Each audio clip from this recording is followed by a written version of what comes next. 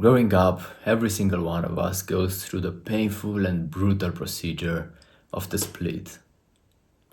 As we advance through life, social conditioning forces us to hide some parts of ourselves, of our real selves, and create this split inside.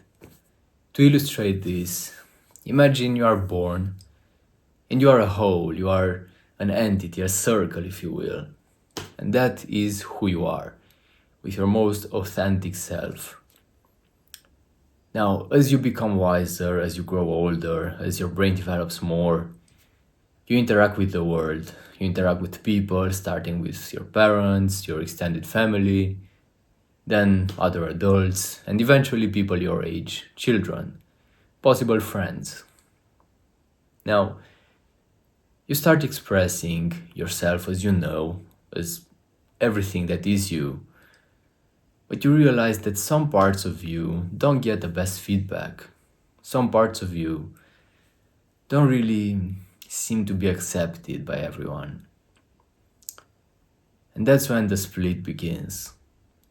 Because you behave in this way, you notice you have this certain particular way of behaving that you presented to 10 people in various situations, and every single time you did it, negative feedback arose.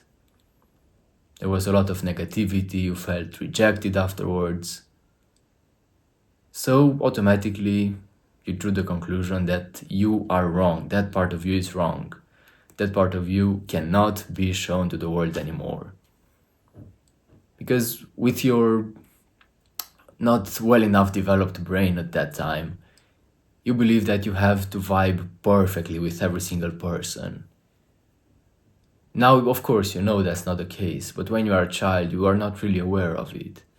So automatically you believe that you are wrong, there is something wrong with you, and this is an unacceptable part of you. And you start labeling parts of you as this is acceptable, this is unacceptable. Oh, I remember I behaved like this so many times and everyone was so excited about me and around me.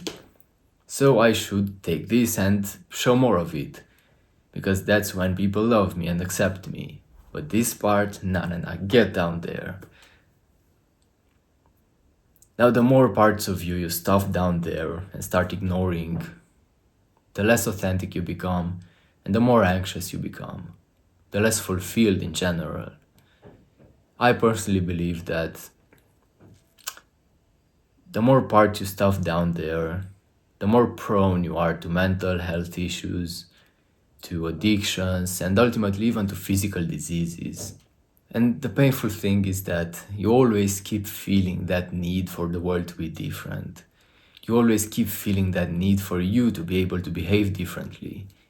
Because you can always hear that persisting voice in your head that's not necessarily speaking in words, but in feelings, in urges, telling you to be more authentic. But you just know that that is an unacceptable behavior. Let's say you are into dancing, maybe.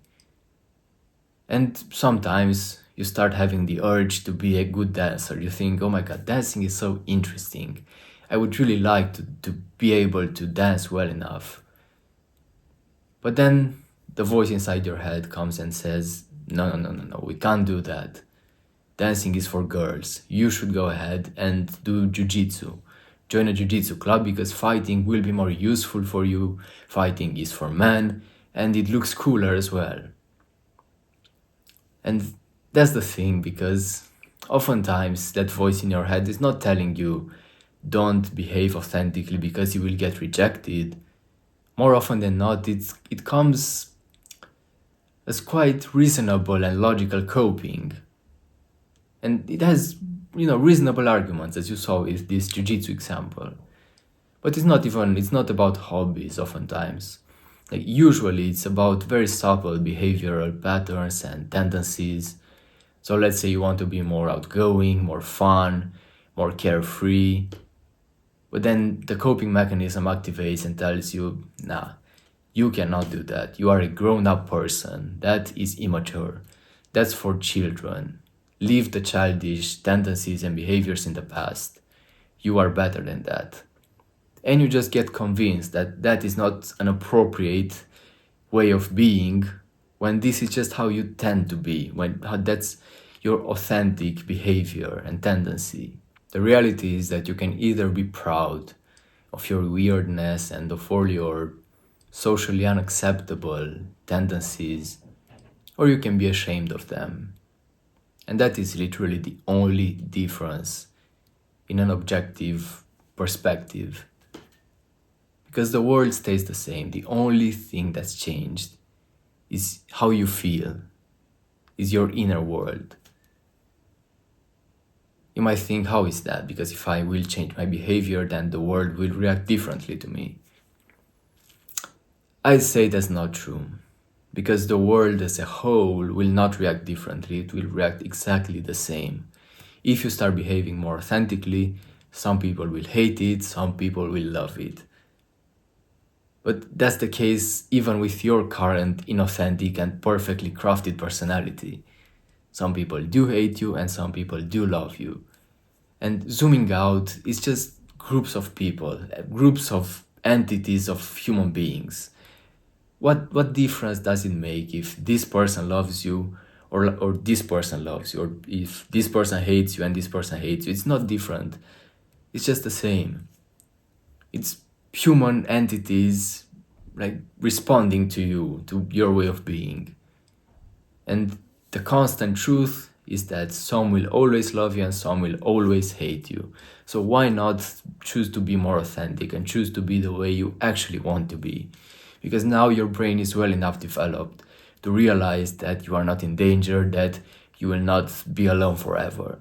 I can even imagine just thinking about this, thinking about how you would take the courage to be more authentic, to behave more authentically, and how people would react weirdly to you. They would notice, like, why are you so different? You are not like this.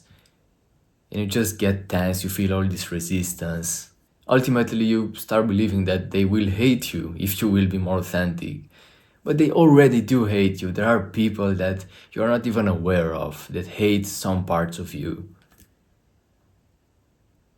What difference does it make if other people, or the same people, who knows, hate other parts of you? It's just some people hating some parts of you, regardless, and that's constant, that's always going to be present. Ultimately, you have to make a choice, you have to make the right choice. Because if you don't make the right choice, you automatically, by default, make the wrong choice. Which is to not change, to do nothing, to stay the same. And changing is uncomfortable, changing is usually painful. But I believe that staying the same is even more miserable and horrible. The only difference is that staying the same is comfortable in the present and is horrible in the future. And it all gets back to the old instant versus delayed gratification debate. But if you make the choice to finally be more authentic, to finally start owning parts of you, your future self will be so proud. And looking back, they will be like, this is the best thing that ever happened.